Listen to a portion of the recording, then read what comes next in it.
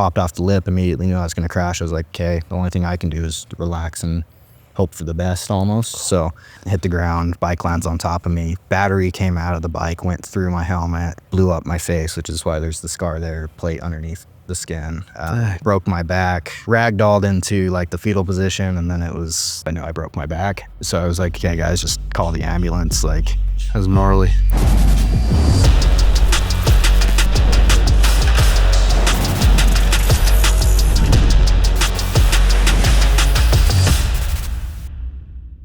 Oh, hey, what's up, everybody? It's the No Bullshit, Just BullFit podcast. I got my man Brett Baldwin, hit huge milestones in motocross, mountain biking, and now ebiking. And yeah, we're so excited to have you on, bro. Yeah, how you doing? Appreciate it, man. This is like one of the coolest sets I've been to, so stoked to be here. Who the hell is cooler than this set? Good point, man. One of, if not the coolest sets I've ever been to. All right, yeah. Apparently we didn't get the memo. We are on a safari theme. That's what we're going with today. Yeah. We got Todd with the red leopard. Didn't fully match you guys, but it's okay. Here for it. We'll be living on different roads. Yeah, bro. So tell me about why you think e-bike is going to be the next big wave here when it comes to biking. Oh, it's just cool, man. So you look at kind of the trends of everything. Mountain bikes blew up over COVID. A lot more people just really started to get out. For some reason, over the last 2 years, the entire mountain bike industry and the moto industry has really declined. The electric bike industry, on the other hand, has been nonstop going up. And I think one of the biggest reasons for that is probably because the barrier to entry to ride something like this is so small. Like, you can really put just about anybody onto an electric bike and they can pretty well safely do it. But you can also take a seasoned professional and throw it on it. Now they're having the time of their life too, right? So you've got just such a broad range of things, and the price point to come into it's pretty low for the most part, and just cool. I think it's one of the sports out there, at least two-wheeled sports, that is a really nice way of getting more and more people involved. Whereas a gas bike, it's a lot of intimidation factor that comes with riding those things. Mountain bikes, you got to pedal them, So there's just all sorts of benefits to riding an electric bike, I think, as a whole, for people that are just really new to a sport. So yeah, I'm kind of freaked out about the gears. I mean, I've ridden bikes before, but if you don't ride them often, it's you forget or whatever. And totally.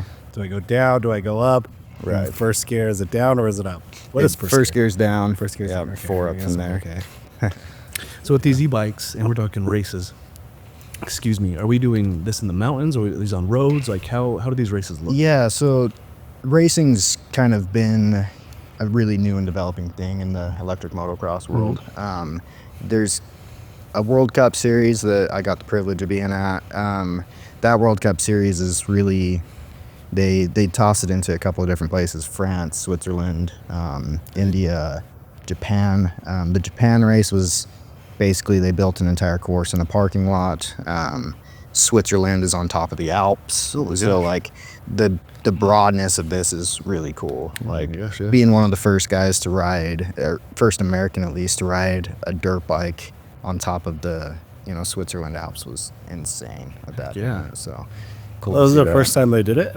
Yeah, so 2023, first time they allowed dirt bikes to ride on a resort, the Crans-Montana resort out in Switzerland. So getting to be there was pretty epic. And you were on the podium?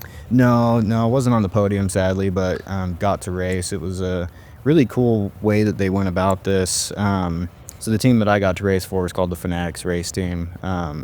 They basically brought in, they did kind of this online tryouts thing, because I was decent with media. They saw my potential, brought me in to race this event. So they really kind of plucked people out of the crowd to come and try to race this thing. My teammate, we were pretty well on time. My lap times were within a second of the first place guy, so it felt good in that sense. But it was a really team effort, and sadly we didn't make it to the podium. But you still went to Switzerland, had an awesome time. Yeah, absolutely. Yeah. So super cool. What's the event called? So it's the FIM Explorer World Cup. Okay. Is that event. Very cool. It's like a whole new world. What's the top? So how fast do these things get? Electric bikes are insane, man. Like, they've got so much torque. So you've got, your 0 to 60 is pretty unbelievable. Like, faster than the Tesla on some of the top end bikes, like a Stark Vard or something like that. 1.5 seconds. Or? Yeah, like within 2 seconds, 0 to 60 on bikes like that. And then there's How do you keep the wheels on the ground? The front wheel. Yeah, they seem light. they're it's actually interesting. Some of them are really light, like the smaller, like Surons, are super light, but then there's like your full race bike, like the Stark Varg, that is a little bit heavier than the 450. Batteries are heavy. That's where most of the weight comes from. Oh, really? Yeah. So the battery's just on the bottom of the bike, like a car. Not necessarily. A lot of them, they try to kind of center out the gravity and push that as low as they can. So bottom would be ideal, but you've got to get your motor down there. So usually it's like, here's your motor, and then the battery kind of sits center and then comes down over that motor, depending on the bike. And I think electric bikes are developing constantly, so people are constantly like learning what's the best placement for these things. But So we're like in the forefront. Like, this is like 100%. Brand new, like new territory, new ground. Yeah. So Suron, kind of the company that started, I think, the Emoto movement as a whole. They're 10 years old now, that company, but they really didn't get popular until 3-4 years ago. So especially in America, which really kind of, I think, has pushed the industry forward a lot. So yeah, electric motocross, electric dirt bike riding as a whole is only like a 4 to 5 year old sport, really. Oh, how old were you when you started getting into biking? I'm gonna call it biking. Sure. Yeah. Yeah. Two and a half years old. Yeah. So Dad put me on a bike 2.5 years old. Was really cool. Like, I think that's quite the privileged thing to be able to get put on a sport. I don't even so know if I early. was on a pedal bike by 2.5. There's no way. It's How a old were lot you? easier. 7? Yeah. I don't know. But I'm thinking 2.5, I'm that's thinking not- 6 or 7. Yeah. Yeah, I think it's a lot easier to set a kid on a bike with training wheels and a throttle than to make them balance. So like, I didn't have to balance. I just had to do this. Oh, he had a little throttle on it. Yeah. So that's awesome. But that introduced me to, like, the gas bike world super early, which, if you do that to your kid, then they're not going to be intimidated in the future by any sort of gas bike, because they've got the noise around them. They've got the feeling of the motor underneath them, right? So super cool to have that happen. But basically just grew up racing and riding as much as I could. Ended up injuring myself pretty badly when I was about 13. So 4 years of surgery from the same injury, and then Can I ask, like, what was the injury? totally What? tib fib. Okay. So it kind of just blew that apart overshooting a jump. Oh my gosh. Racing, and then, like, normally it's like, tib fib. It was a pretty clean break, like solid. The first surgery went smooth, but the swelling was so big that when they basically put 2 external rods in it to try to straighten things up, when the swelling came down, the left rod slid out about 1 inch, which like completely bowed my tib. Oh my gosh. So at that point, like, I got healed up. I got back on the bike even. Pretty much get a call from the doctor, and they're like, yeah, we're looking at this, and if you continue your life with a tibia that's like this, you're gonna hate it, right? So they went in, re-broke it, did a lot of corrective surgery from there. So And at 13, like, you're growing, your bones are growing. Like, Yeah. that's like a growth spurt right there. it is. Luckily, like, I mean, I'm a short dude anyway, 5'7", but I was pretty well full grown at 13. So luckily that was really good, but I also broke it like within 1 inch above the growth plate, so I didn't really affect that side of things, which was really nice. But yeah, that was I guess the lucky side of an unlucky 4 years of dealing with it. Yeah. So how do you prep the body after an injury like that, getting back on a motorcycle? Is there exercising, physical therapy? Like, what goes into 100%. Yeah, the physical therapy side of things is huge. I think body-wise, it's kind of all the normal stuff that an athlete does. You just, you got to get your cardio back. You got to make sure that you're strong enough. A lot of it's like really foundational training for, balance and things along those lines, just getting all that strong. But I think the bigger side of motocross is really a lot more mental. Yeah. Like trying to... That's what I was going to ask, actually. Yeah. The mental... That's the ability to hard come back. part, because, you, as an athlete in this sport, every time you throw your leg on the bike could legitimately be your last day ever riding again, or even living. Like, I've got plenty of buddies that, you know, have died doing this sport. It's a really brutal, really gnarly one. So you got to get your mind right for it. And if your mind's not right going into something, then you're way more likely to get injured, right? So I think, like, a lot of people rush that side of things. They're just so antsy, like, I need to get back out there and ride, and they, like, don't take the time to physically prep their body. They don't take the time to, you know, mentally get into the right headspace to perform again. And that's where you don't see longevity very often in this sport, you know. But I'm 26 years old, and it feels like my career is just beginning. So that's kind of cool to see, you know. It's awesome. Bro, you look like a warrior, dude. I see you got a lot of injuries, bro. Like, nobody can tell, but it's like Brett's got some gnarly scars going Yeah, on. it's, my whole face right here is just one big old scar at this point. Yeah, it's a dangerous sport. And, you know, when you're thinking about possibly, you know, tripping up and messing up, that's exactly when you get hurt, dude. 100%. How do you get the wiggles out and, like, you know, make sure you're super focused? Because Yeah, focus, dude, is such a crazy thing when it comes to the sport, because you get on the bike, and honestly, the moment that thing starts moving, like, if you're not fully in it, it could be bad. And so it forces you into it. So I think, like, I'd like to say that, you know, I work hard to get into that flow state, or I work hard to keep right. But at the end of the day, it's like I go into it mentally prepared to ride a dirt bike, and then you get on the dirt bike, and all of that just goes automatically into a flow state oftentimes. And then at that point, fear leaves. At that point, you're kind of in the right headspace, especially when things start clicking. You're just, I mean, that's what riding's all about, you know, is when things are clicking, it feels good. You don't have this fear of, like, it just kind of all goes away, you know, which is super cool. yeah, what do you love most? The speed, the race, the competition there, or the jumps? Yeah, I think that's the cool thing, is it all encompasses all of it, right? Like, jumping's fun. You go out there and, you know, you hit 90-foot jumps. You're flying through the air looking down. You're like, this is sick. 90 feet. Wow. That's a decently big size jump on some tracks, but I mean, shoot, there's been tracks out there with 120-foot plus jumps.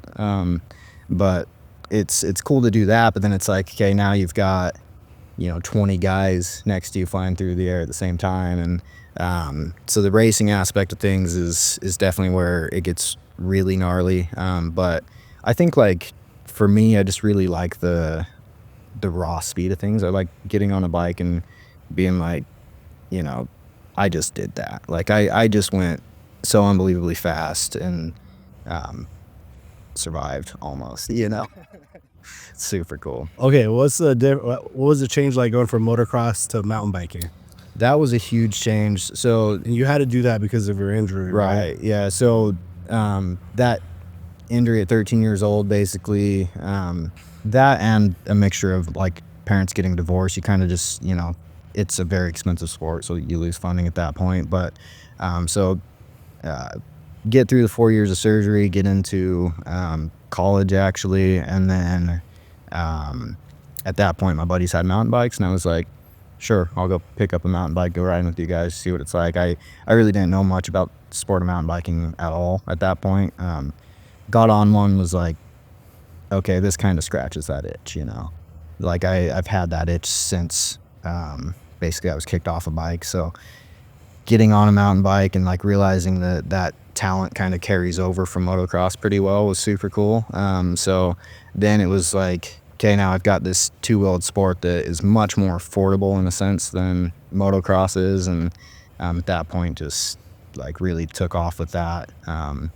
So it was cool that, like, the transition of moto to mountain bike was decently easy. I definitely had to get the cardio in check to be able to do something like that, because any trail that you go to, like, unless you're shuttling it with your buddies, then you're climbing up to it to go and ride for, you know, this 30-minute climb to the top for 2 minutes down. But it was cool to see, like, this sport that could still potentially scratch that itch and, like, get me into that flow state that I'd been wanting to be in for so long again. So Okay, so you went from then mountain biking, then you went into is it e-bike motocross? Yeah, it's hard to define really. So yeah, worked my way through the mountain bike ranks for quite a few years. Made it to a professional level racing downhill, and then just could not get anywhere with it. Couldn't get sponsors, couldn't get funding. Working a full-time job is really hard to do at, trying to compete at that level as an athlete. So my buddy who I met mountain biking, his name's Reed Boggs. He's one of the Red Bull Rampage athletes, freaking phenomenal mountain bike athlete. Had a Sur-on, and at the time I had never seen one before, had no idea what it was, but was living out in St. George, had a little pit bike track in my backyard.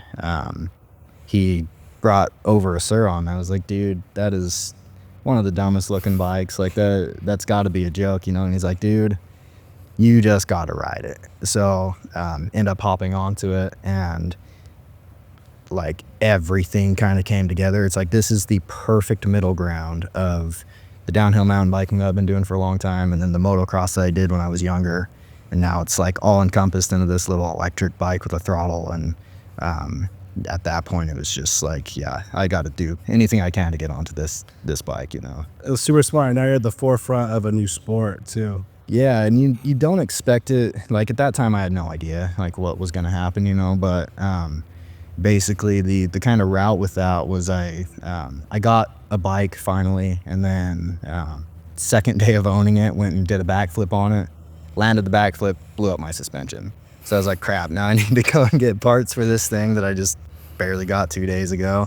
So like I'm looking around, and at the time there was like nothing available for these bikes. Find this company called EXT, who makes premium suspension for mountain bikes and F1 cars and everything along those lines. They had just developed a shock that they were getting ready to release for this. So them being from Italy, they had some foresight, or however you want to put that, but they were one of the first people to kind of invest into like, this little bike might have some potential. So sitting on my buddy's couch, and I'm like, nobody's pushing these things. Not very many people even know what they are. I want to push it. I mean, I want to see what can happen if I really pursue something that nobody seems to be touching. Put some nitrous on that baby, right? Yeah. And so Get it well and get that thing going. And so that's kind of what it turned into. Is like I met this company, EXT, started writing for them, doing a lot of film work for them. They introduced me to this company called Charge Cycle Works, who was like pretty much one of the, I mean, these are the guys that are pushing it. They're pushing the development. They're making the bikes faster. They're making them actually handle terrain, because this is a $4,000 Chinese bike originally, and these guys take them and, if you want, you could dump 20 grand into one, make it a fully competitive race bike, or you can build it into whatever you want it to be. So these guys were really pushing it. I was like, I need to get, on board with this company basically, and started doing a lot of media, film work, writing as an athlete for them, and the whole thing kind of just blew up into this entire sport. And it's just been super cool to watch like the growth of that industry happen so rapidly, because like I said before, as all these other major industries seem to be declining, the electric is just skyrocketing right now, and it's so fun to be at the front of that. How did you get this guy? Yeah. So about a year and a half after I got into the sport, another thing that I wanted to push was like I'd backflipped it. At that point had done, a couple hundred, if not 1,000 backflips on these things. I was like, okay, I think it's time to try and go for a double. Oh yeah, of course. Natural progression. Yeah, you get bored. Yeah. So basically, I'd done double backflips on mountain bikes to like airbags and stuff. So I knew how the rotation was supposed to feel. I knew how to time it. But what you don't really account for is like, there's a difference in like popping with the throttle and having to get a really quick rotation going. So that day, I mean, I was on it like that feeling of flow state, like everything's clicking, like every backflip I threw was just big, every trick I did was extended, like feeling so good that day. So it's like, yeah, I think, you know, now's the time to double this thing, see what happens. And this is kind of where, like, you know, going back to the mental side of the sport, like, if you have that question in your head of if you can do something or if you can't, that question alone could be enough to make you not be able to do something. Like, you have to be convinced you can do something to a T, or you're not going to succeed, you know? So, that day, like, yes, everything was clicking, but I kind of put it off. I was like, you know, I think I can do this today. And saying I think I can do this is, like, I think what made me not able to. Like, if I said I could do this or I'm going to do this, I think it would have been a little bit different. But basically, roll in, commit to it. I pop, and the moment I pop off the lip, I kind of mistimed my pull with the throttle, and the bike kind of came out from underneath me a little bit. So first rotation went super fast, but it shifted my weight forward. So second rotation completely slowed down. So at that point, you know, the moment I popped off the lip, I know I was crashing, basically. So you kind of just... You're so scary. It's To know right away. It's like crazy. It's one of the craziest feelings ever to, like, know right away something that gnarly is going down, right? Do you feel like you know right away on most of the wrecks? Absolutely. Yeah. There's some that'll catch you by surprise. Typically, they're the lower speed ones, almost like just a dumb example. Like, I have gone into corners before, and there's been like a rock in the middle of a rut, and you're like forced to hit that, and it just pops your tire out. And next thing you know, you're on your head, right? Like, those ones will catch you by surprise. But, like, when you're pushing the envelope, typically, if you're gonna crash, you know you're gonna crash, you know.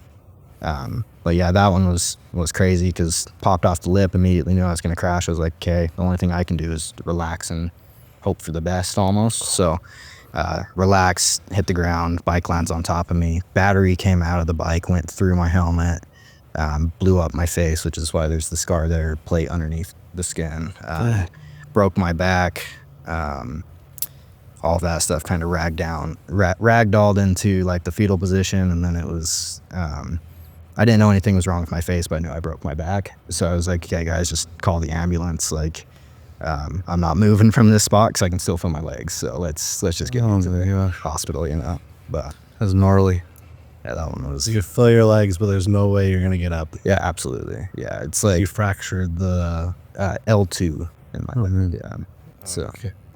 so it was just like, you know, Next level, dude. And you're back on the bike. You're like... yeah, it was, I mean, that one was that was the most mental crash that I've ever had, like, having to get through that. But I kind of immediately knew, like, luckily throughout that entire process, I was conscious the whole time, even though my head was gashed open. Like, you're in the ambulance, and the EMT's like, oh, I've never seen somebody with their head split open that far and be alive. It's like, thanks, dude. Cool. Like, that's cool. But yeah, like, getting through that mentally, I think, was the hard part, because that was one of those things that's like, you should be dead. Like, that was a crash that should have killed me, but I'm alive, and must be alive for a reason, right? So at that point, you kind of you have to take that in and realize, like, if you're still on this earth, you better make damn well sure that you're here for a good reason. You're really pushing yourself, and you're really trying to do things right. I guess for me, it turned into, I want to educate and change this industry, get more people on bikes, like, show them how cool this can be and how much fun it is to be in that state, you know? So what's your plan? Are you planning on turning into a business, or are you planning on working on the media side, or are you planning on getting on the podium? Mainly the media and the podium. I mean, you need money to be able to survive and do a sport like this. So, Well, content gives you attention to actually get invited to the podium, right? Exactly. So, like, content's always been a huge factor of that. And truthfully, like, I love that, because I wake up every day with the purpose of, like, you know, kind of gives you a purpose to ride that's not as gnarly as the racing aspect of things. The racing aspect, I think, is awesome, but I mean, there's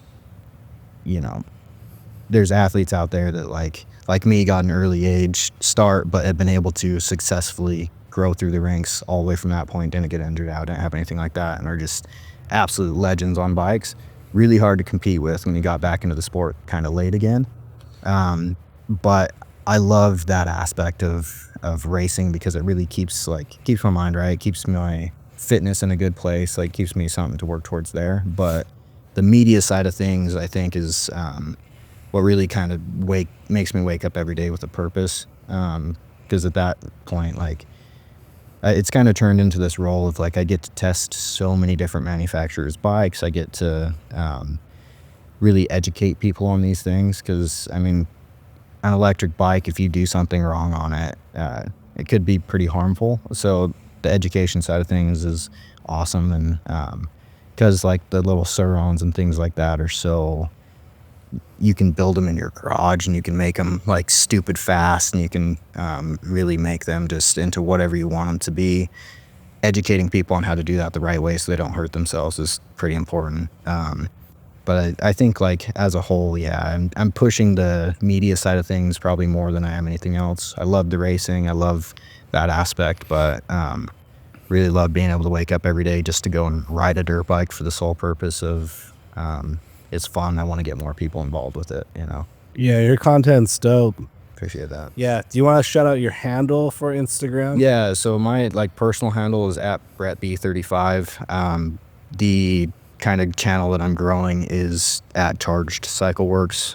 So like all the, you know, educational style videos or like testing and riding new bikes, that's all going to be through Charged Cycle Works. But yeah. What is Charged Cycle Bikes to you? How are you involved? So met these guys. They're the ones that kind of first backed me as an athlete. So it was the EXT suspension company, and then Charged Cycle Works got involved, and then at that point I was able to like go around and compete with them, and kind of had more funding to be able to do things. So got involved with them in that way. But then because I did media quite a bit, basically became a partial owner in the media side of their company. So now like I get to build that company through the media and like really, you know, give a lot of purpose to that side of things. Hell yeah. As you're working with these manufacturers, do you give them like feedback, and you're kind of helping design and Yeah. kind of put the sport into where you think it should go? 100%. I think that's the most exciting part for me personally is you get onto a new bike, and you know these guys trust me as an athlete enough to take my advice on, you know, Very things cool. and what I'm feeling on the bike. So I mean, that's just a huge aspect of it. Really doesn't get much cooler than that. Like, you know, getting approached with the product and then testing it like thoroughly and giving feedback and then seeing what kind of comes to fruition from that. Yes. Such a cool feeling. Well, you're helping build a product. Totally. Very cool. You've been taking cowabunga for a while now. How do you feel on it? Dude, gets your mind right. I mean, that's the big thing, you know, like your mind feels right, you feel clean, your stomach doesn't feel weird at all. Everything just kind of clicks. I mean, that's the cool thing about the product. I think like how clean it feels when you're doing things. And I've tried a lot of different pre-workouts, and especially like when it comes to competing, if you take the wrong pre-workout in a competition zone, your mind like does not focus where it should, and ultimately leads to bad things. So cowabunga has been awesome in the sense of stays together. Like my everything kind of clicks at that point. And you're talking taking before an actual race. Yes. Okay. Yeah. Very cool. You don't want a tummy ache if you're gonna No, not even for a second. be hitting rocks and jumps. Very, very true.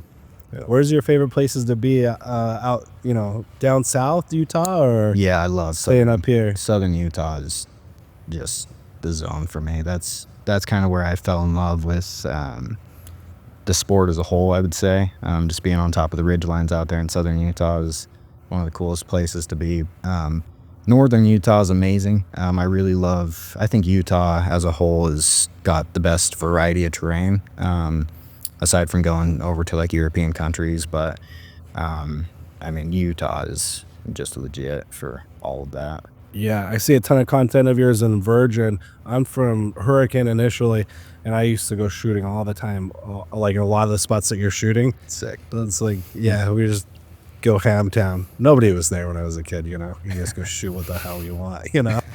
One of the main trails that I ride, actually, so there's a shooting range, I'm sure you're familiar with, out there in Tokerville, and there's a dirt bike trail that goes right above the shooting range. Yeah. So like there's bullets whizzing underneath you almost. I bet all the shooters are all butthurt.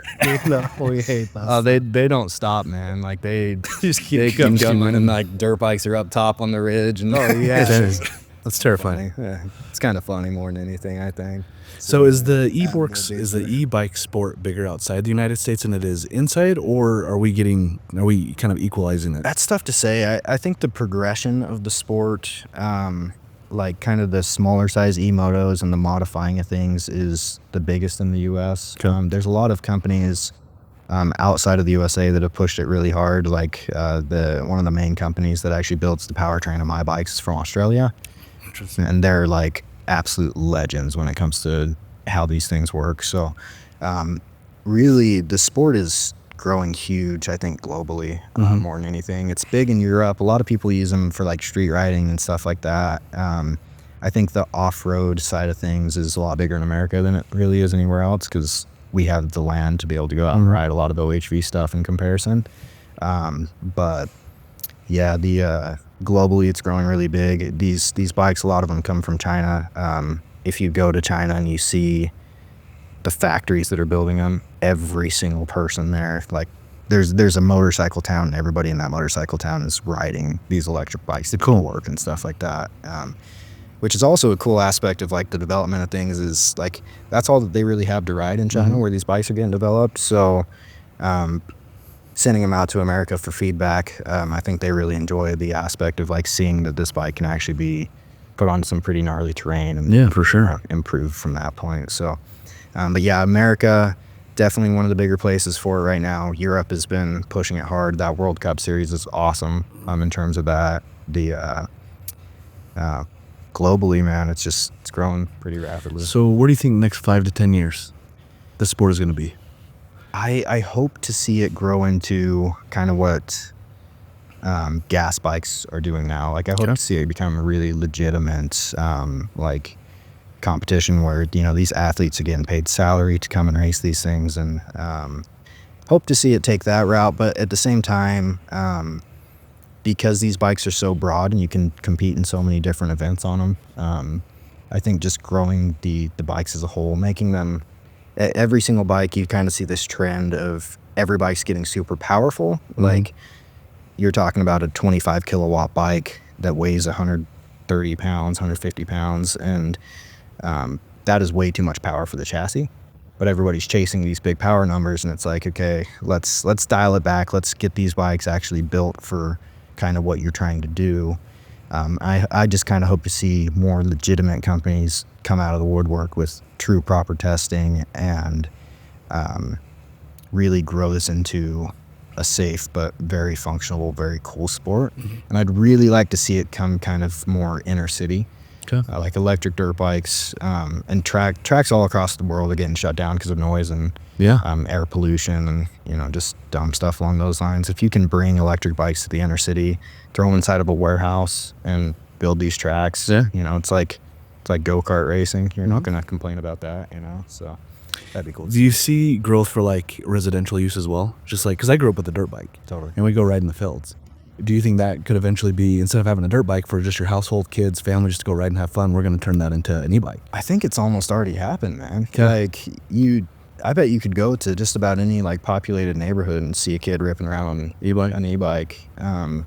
Because, you know, I think as a kid, and like as, you know, all of the population grows and houses get closer together, you know, you can only dream of really having a dirt bike and having land to go ride, you know. Now it's a lot of city riding and a lot of inner street stuff, and there's a legal aspect of that that's kind of tough, but it gives kids a good way to go about it. So yeah, I asked that because my daughter's 10 and we got her one. So she got one, I want to say last year, and and it's quiet. Right. I mean, I can jump on it. It's not a very big e-bike, but I mean, it's pretty powerful, and she can just zip on it and go, and it's super quiet. It's killer. And I think more and more people, you know, there's that racing aspect, that competitive aspect, or just the fun, jumping on, going for a ride, you can do it in your neighborhood. And no one complains. At the end of the day, I think that's the most important aspect of it all is like, if you get on one of them, you're going to enjoy it.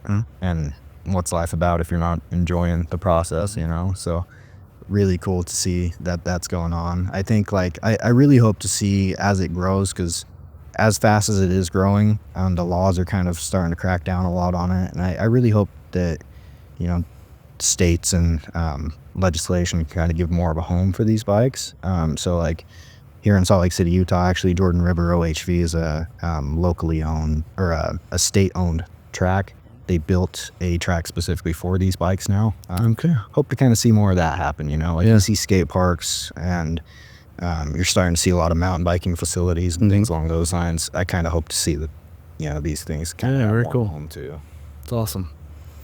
Well, brother, thank you so much for giving so much insight into the e-sport world.